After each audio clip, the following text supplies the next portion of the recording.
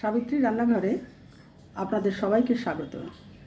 আমার আজকের রেসিপি ইলিশ মাছের মাথা দিয়ে কচুর শাক। কচুর শাক নিয়েছি, ইলিশ মাছের মাথা নিয়েছি, কাঁচা লঙ্কা নিয়েছি, ফোড়নের জন্য তেজপাতা, শুকনো লঙ্কা, কালো জিরে নিয়েছি, হলুদ আছে আর নুন আছে, আর এটা হবে সর্ষের তেলে। কচুর শাকগুলো প্রথমেই সেদ্ধ করে নিচ্ছি।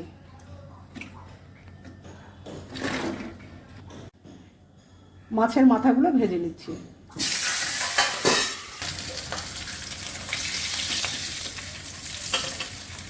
ভাজা হয়ে গেছে মাথাগুলো, তুলে নিচ্ছি। দুটো শুকনো লঙ্কা ফোড়ন করছি, তেজপাতা ফোড়ন করছি, কালো জিরে। এবার আমি কচুর শাকটা জল ঝরিয়ে দিয়ে দেবো। ভরিয়ে নিয়েছি।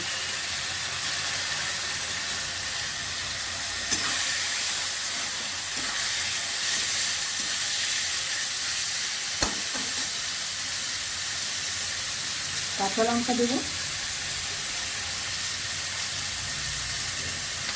হলুদ দিলাম,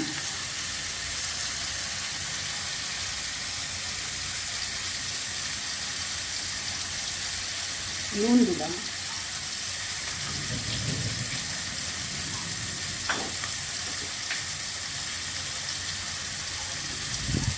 জিরের গুঁড়ো দিলাম অল্প।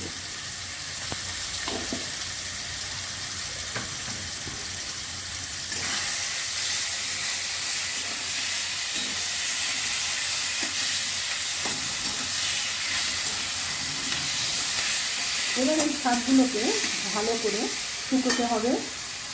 মাছের মাথাগুলো দিয়ে দিলাম,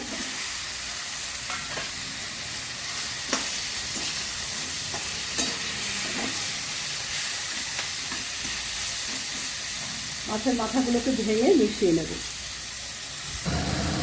অল্প একটু চিনি দিলাম টেস্টের জন্য।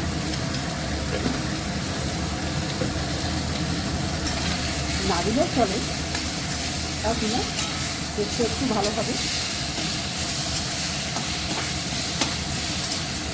রান্নাটা আমার হয়ে গেছে।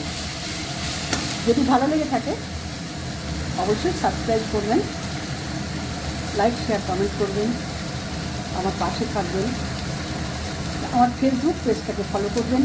আপনারা সুস্থ থাকুন, ভালো থাকুন, এই বলেই আমি ভিডিওটা এখানে শেষ করছি।